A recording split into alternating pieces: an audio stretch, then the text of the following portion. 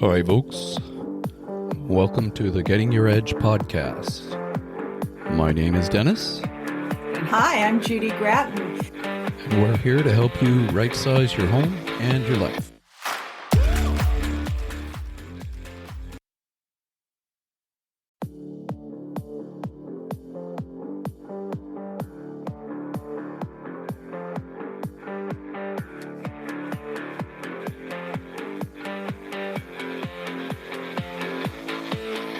Do you want to do the introduction, Judy?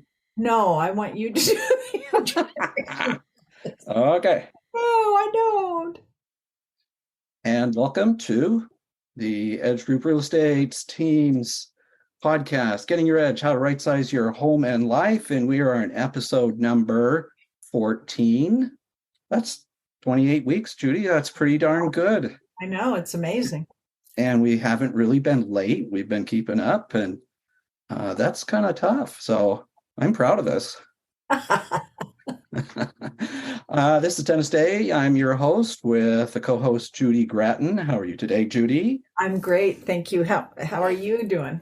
Good. And we have a great guest here today, fellow real estate agent with John L. Scott. And this is Tom Minty. How you doing today, Tom? Doing well, thank you. Great. Tom is here to talk about aging in place, and we'll get more in depth into that. Tom has been a real estate agent for over 20 years with a special interest in the need for accessible housing. He has served 2 years on the Seattle-King County Advisory Council for Aging and Disability Services, a member of the Northwest Universal Design Council. He is a strong advocate for equitable housing regardless of age and abilities, and for the incorporation of universal design in mainstream housing market.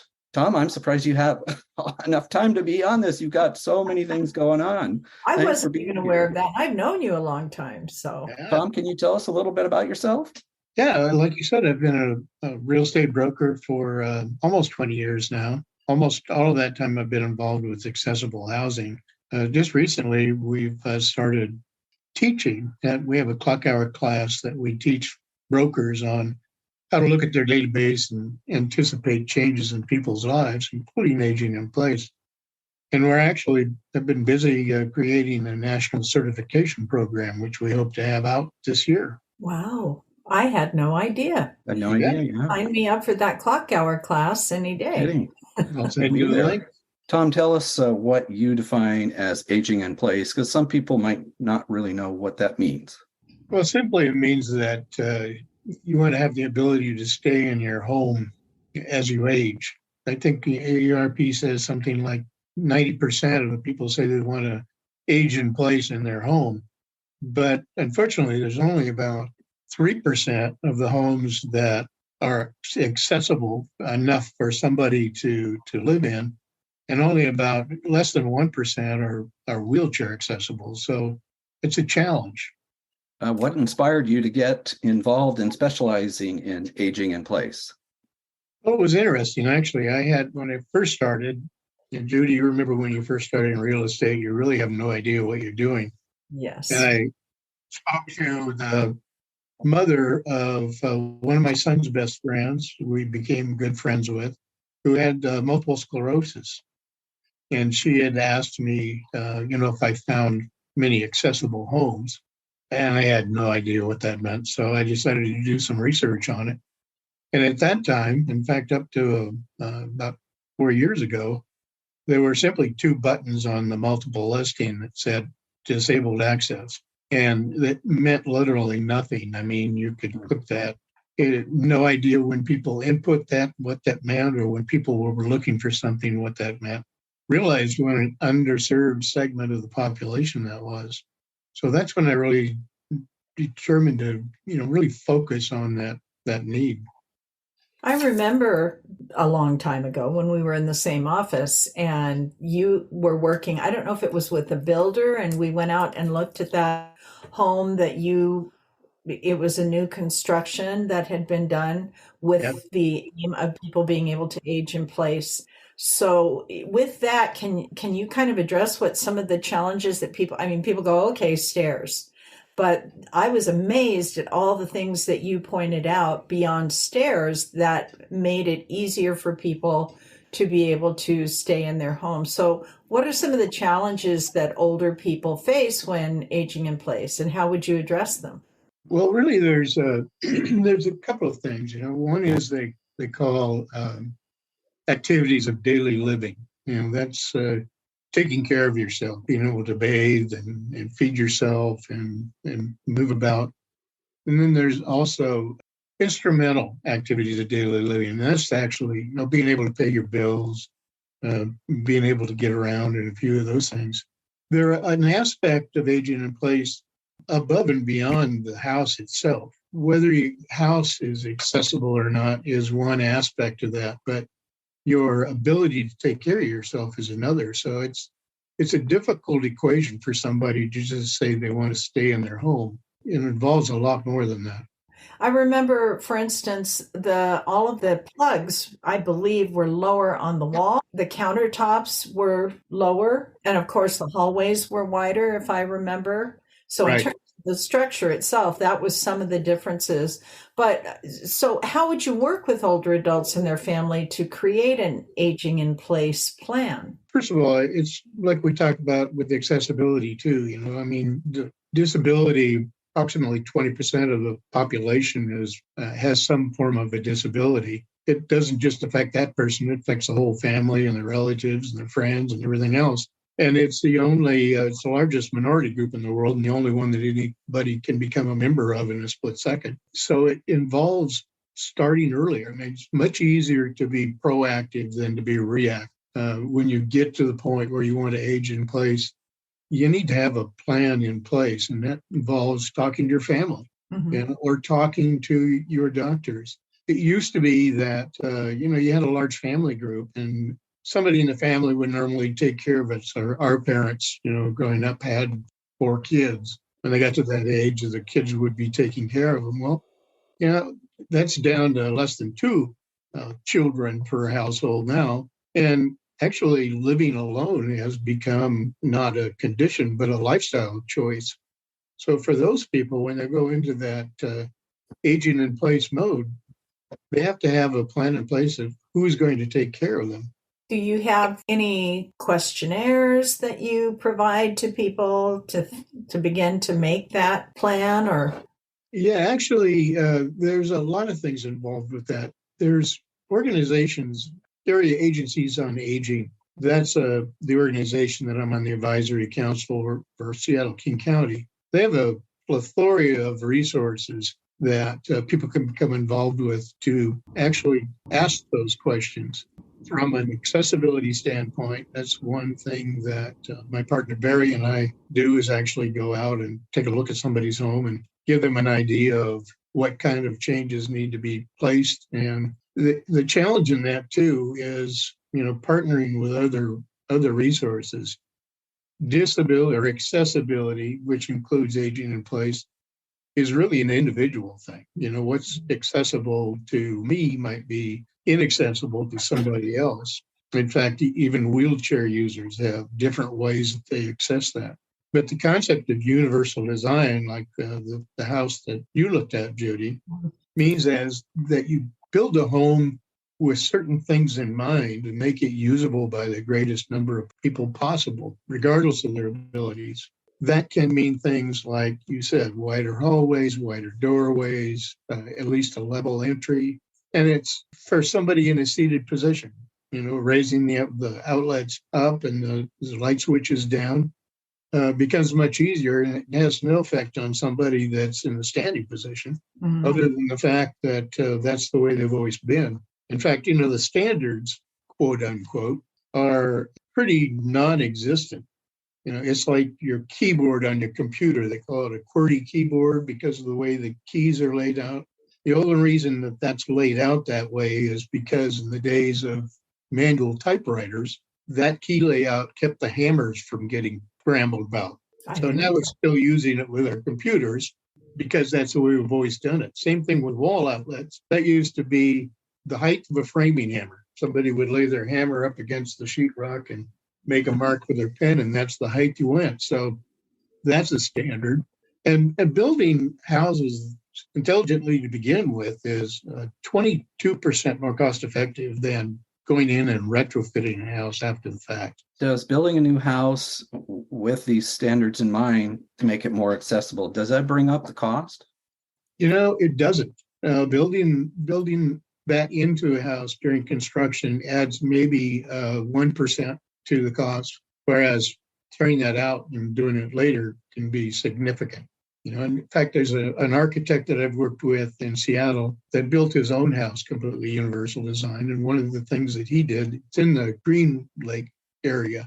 And, Seattle infill houses, they're usually steep lots. And so it's a 3-level house, but the back of the house has level access into the lower floor. The main floor has level access in from the street level. And then through the center of the house are 5-foot closets that are built on top of each other. So at some point in time, you can take the floor and the ceiling out of the closets, and the elevator shaft is built into the house. Wow. Well, so, when you think about home modifications, what role does technology play in supporting aging in place? Well, technology itself is changing all the time. If you look at the world population, by 2030, the baby boomers will all be over 65, and they'll amount to 20% of the world population. Actually the U.S. population. And by 2034, those people over 65 are actually going to be greater than the number of under 18 for the first time in U.S. history. Wow. So it's a significant impact. Technology is evolving to meet that need, largely because of the ability to stay in the house. Mm-hmm. I know that Intel, some of the larger companies actually have segments of their corporation that are dedicated to that, to do things like to be able to monitor activity in the house, to be able to dispense medication at a certain time, and being able to stay connected, even from an accessibility standpoint, being able to raise and lower your curtains, open your door, change the temperature of your house. All of those things can be done by voice now. It's going to be becoming more prevalent as we go along. When you talk about disabilities, we have a disabled son, Mm-hmm. and part of his issue is hearing. And so at night, when he goes to bed, he turns off his hearing aids. Mm-hmm. And one of my biggest fears has always been, if there was a fire, that he wouldn't hear the smoke alarm. So I've looked into, there are some, they're not really very good. They'll flash bright lights, but he can sleep through almost anything. And so I don't think that would really trigger waking him up. I literally have gone to our local fire department and said, my son is in this room in this house, and if there's ever a fire, you need to go there first. Because I don't know what else to do. I don't know how else to address that. But that's a disability that, as people age, becomes more prevalent, hearing. And so things like smoke alarms and, are things that I think are important and should be considered. And that smoke alarm that just does bright lights is incredibly expensive. So cost is another issue, I'm sure, that comes into play for people when they're looking at aging in place or developing their home in such a manner that it would work, right? Right. And that's one of the big conundrums with aging in place is the cost associated with that. The concept of why people want to age in place, or why people actually should age in place, is that the cost of not doing that, going into either home care or assisted living, is incredibly expensive. In fact, there's a long-term healthcare program called Genworth that actually has an app that you can look at, and you can look at regionalized costs. And I think the cost for a nursing home in the Seattle area right now is over $10,000 a month. Oh my gosh. For in-home care, it's a little over $7,000 a month. So the longer that you can stay in your house and avoid those costs, the less expensive it's going to be on your retirement funding, as well as the U.S. economy. Problem is that about 20% of the U.S. gross domestic product is healthcare, and about a vast majority of that is older Americans. In fact, the cost of aging is about assisted living is about 20%, and about 57% of that is from older adults. Dennis, you're dealing a lot with your mom is currently in assisted living, correct? She's in a senior care home. There's 6 residents, and she fell and broke her hip in February. Her cost went from $8,300 a month to $9,100 a month because she needed more care now that she's recovering from the broken hip. It's horrendously expensive. Mhm. Basically, she is using my mother and father's life savings and everything they've made and invested, and the home that they sold to fund this housing. Yep. Yeah, and those are the considerations on aging in place.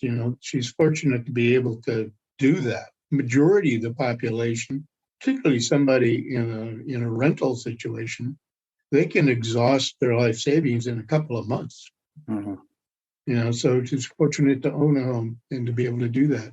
And fortunate to have somebody to take care of her, to look after her. One of the problems we're looking at too is that about a little over 50% of the elderly population is either in rural or somewhat dispersed areas. And once you stop driving, your social isolation can become horrendous. And that's a huge part of being able to stay in your home is the social interaction. I always like to say that universal design is both sides of the front door. You have to be able to get in the house and out of the house. You have to be able to get around in the house, and you have to be able to get around in the community. Having people around to help you, people to keep an eye on you is essential. Is there a trend towards multi-generational households in the U.S.? There actually is. It's an increasing percentage right now. I think besides the fact that the older population is becoming so prevalent, that it also is cost savings for the younger generation as well. Countries like Japan,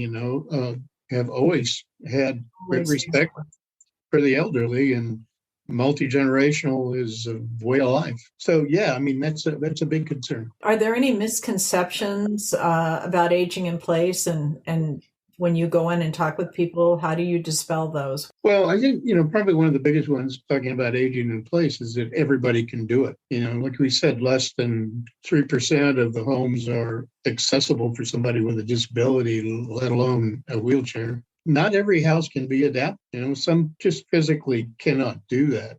It would be cost prohibitive. The other ways of thinking of that, you mentioned assisted living, but there's also the concept of accessory dwelling units, ADLs. That's becoming very popular right now for the reasons that we talked about economically for the multi-generational. A house may not be, in Seattle in particular, may not be accessible, but maybe you could put what they call a granny flat or an ADL in the backyard that's completely accessible that the parents can now live in, and they can either rent the house out to assist their costs, or they can provide housing for a caretaker or have their children live in the house. So there's other ways of doing that besides, your house. That's become a lot easier in just the last couple of months. The state of Washington, anyway, has really opened up the floodgates for allowing those ADUs and whatnot to be built, all parts of the state. And we talked about social isolation.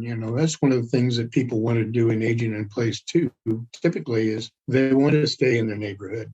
They know their neighborhood. They know their adults. In the case of my mom down in Oregon, she was the neighborhood matriarch. Everybody looked out for her. But, even she got to a point where it wasn't safe for her to live alone anymore. She was able to stay in there for a long time simply because of that community that was around her. That's wonderful. Tom, can you describe a particularly challenging case that you have worked on that you were able to place someone in a home that they could age in place? Yeah, actually, probably one of the most challenging ones I've had in the last year and a half was an elderly lady that lived in Bellevue and wanted to downsize and go into a smaller home. But she had lived there for some time. Her husband had passed away, and she was what I would call a collector.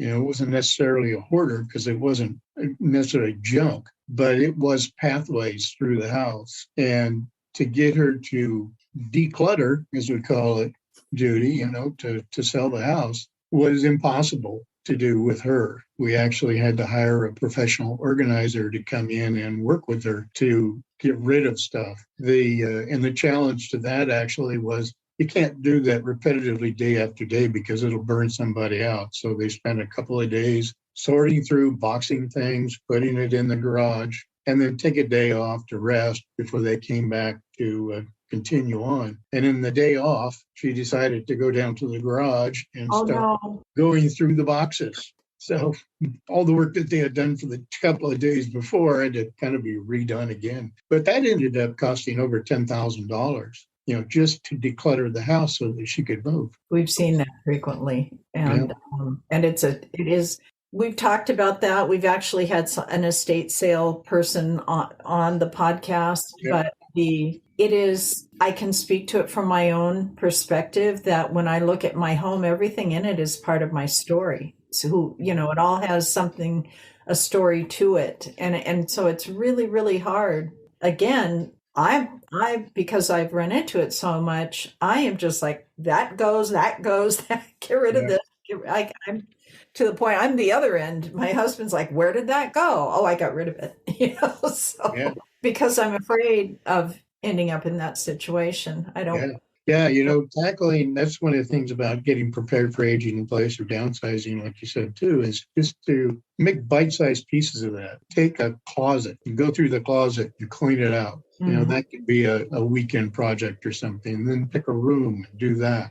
Rather than trying to, if you look at the whole house, that's just overwhelming. And one of the things that we suggested earlier in one of our other podcasts, if it has a story, if it has a meaning to you, rather than, first of all, trying to give it away to the family, because most of the younger generation, like China, they don't want it. Take a picture of it, write the story, save the picture with the stories. And you could even publish a book if you wanted to go that far. But there are other ways to save the memories that are connected to items versus saving the item and getting to a point where you can downsize. So it's so true. We went through that with my wife's mother. We ended up with a whole set of china and silver because she had Sunday dinners with linen tablecloths and ice settings.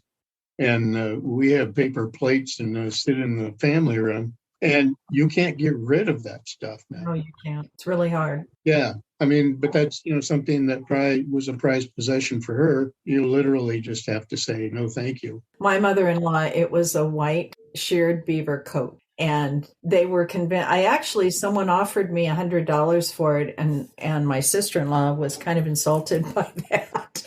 And it ended up traveling from person to person to person in the family. I don't know where it ended up. It's not in my closet, but people don't wear furs anymore. Yeah. And so the thing that was very valuable 20 years ago may not be valuable now. How do you involve community resources and support networks when you're working with older adults? Do you have a list of people that you recommend or? Yeah, for accessibility, for example, with the company that I formed with Very Long Able Environments, we have a virtual team that we work with. We have interior designers, we have builders and remodelers, we have occupational therapists, we have financial planners. All of those are people that are essential to that overall plan and are good to have a virtual team for, to make sure that they're there to be able to access or to refer. Particularly in referring, you want to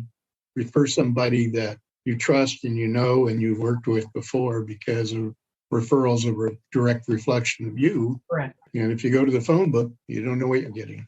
And what would be your advice if somebody came up to you and said, boy, we'd really like to age in place? What can we do? I would say the first thing is take an inventory. Look at your house, look at your costs, look at your finances, and then involve the family early so that everybody's involved in that planning process. Like I said, if you find out that you've got a house that isn't going to be able to do that, then you've got to make a different plan. Do you sell the house and move into something else? Do you move away from the neighborhood? If you move out of the neighborhood, where you're going to go and what resources are there.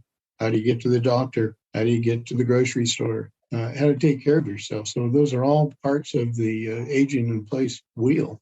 People, I'm sure, will want to be contacting you. Mhm. And so we will post your information on the podcast. But how can someone reach you if they have questions? They can reach me either through my personal website on John L. Scott, which is TOMMI at johnlscott.com, or they can look at our accessibility website at ableEnvironments.com. And we have a lot of good resources in there as far as accessibility and the difference between an adaptable house and an accessible house and a universal design house. And we've been doing a lot of work with organizations right now, too. One of the things that we're going to be doing tomorrow, in fact, is as part of our certification program, we've been doing interviews with both people with disabilities, families with disabilities, builders, designers on design for aging in place. And that's going to be part of the training program. But we're also going to be going down to Gig Harbor and meeting with a group of parents with autistic children because, autism is a disability. That is so hard. That has very specific needs. I mean, one of the big things for accessibility for autism is to avoiding loud noises. So it's building an environment around that with that in mind. And making sure that, I know because of my son being disabled, he does not have autism, but I know a lot of people with children who have all kinds of disabilities that they have to figure out how to work around in their home. One of the issues with children with autism is frequently I hear that they like to go out.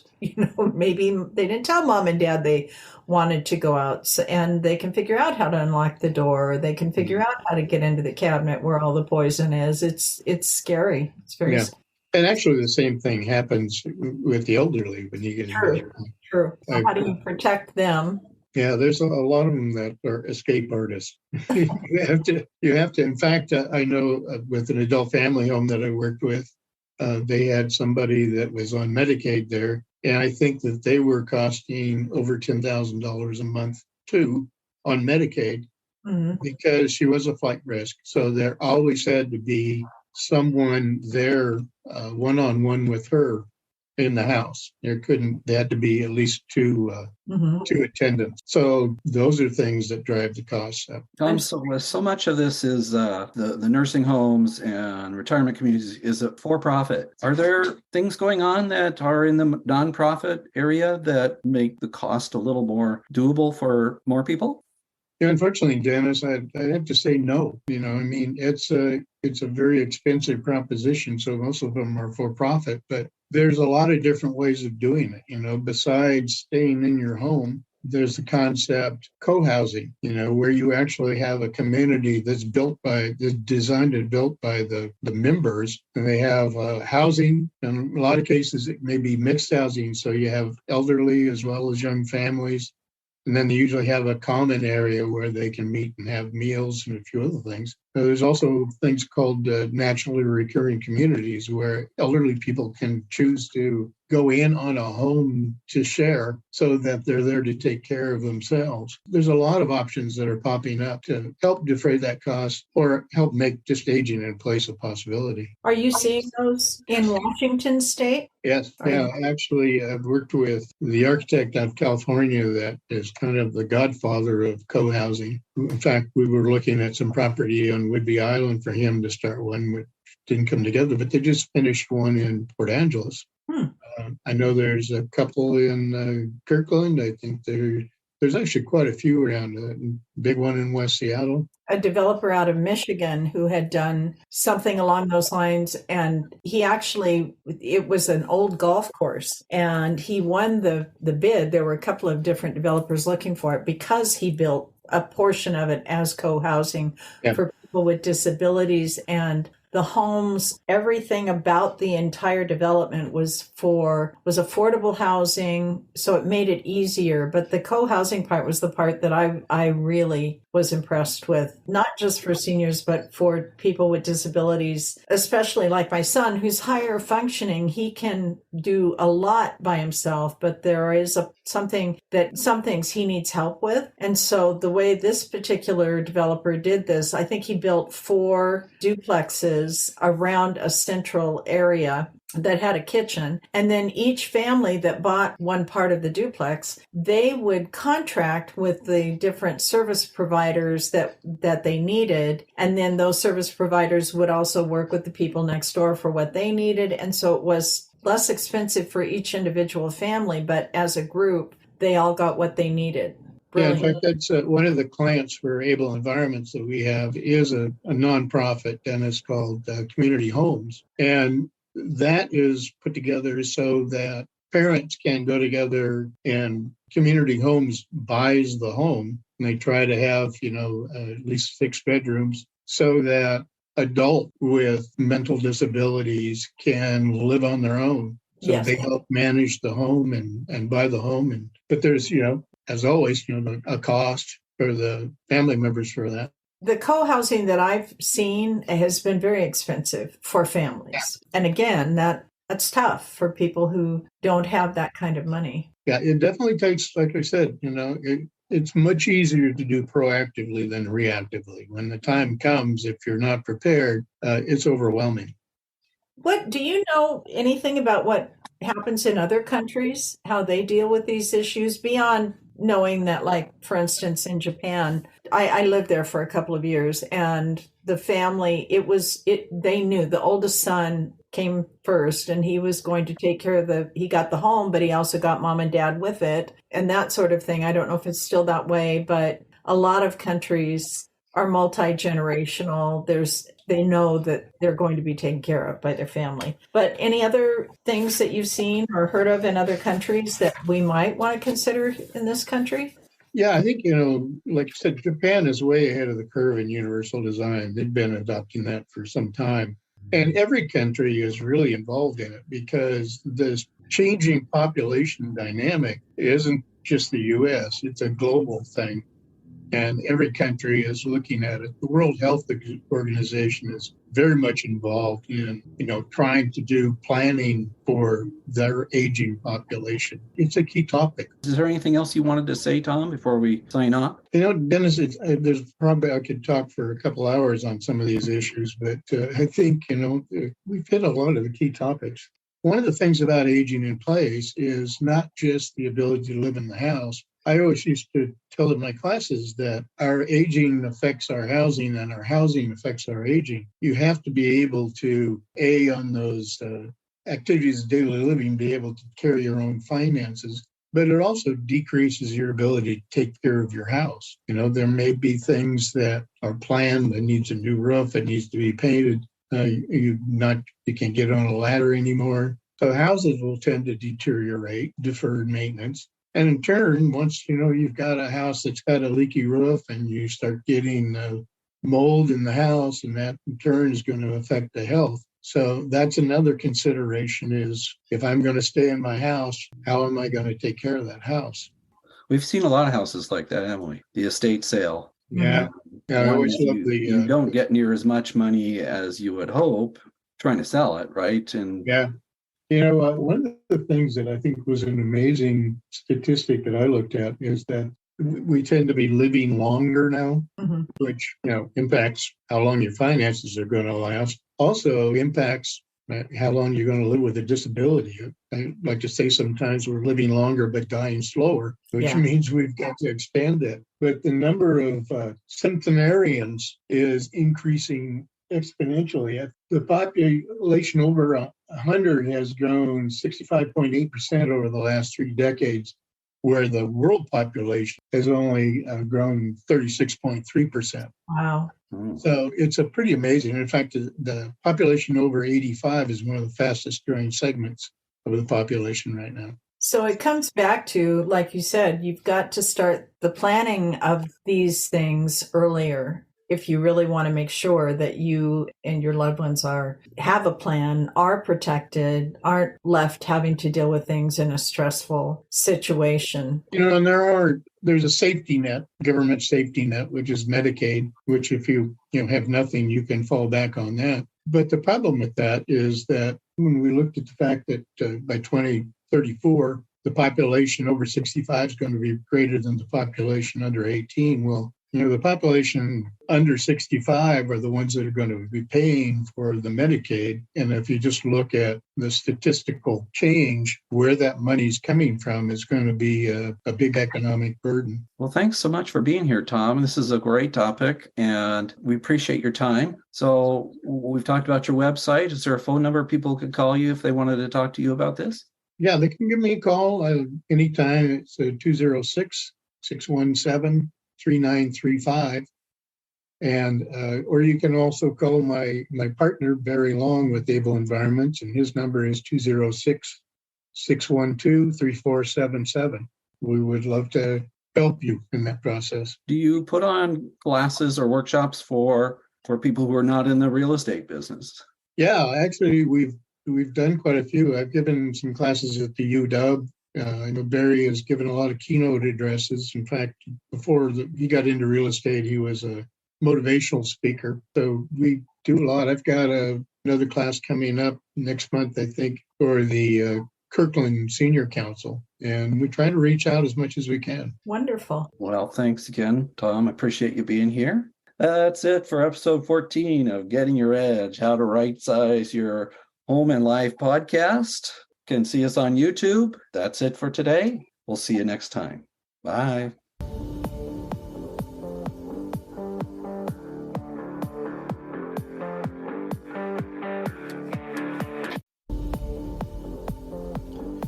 That's it, folks. Thanks for listening, and stay tuned for future episodes wherever you get your podcasts. Thanks. Goodbye.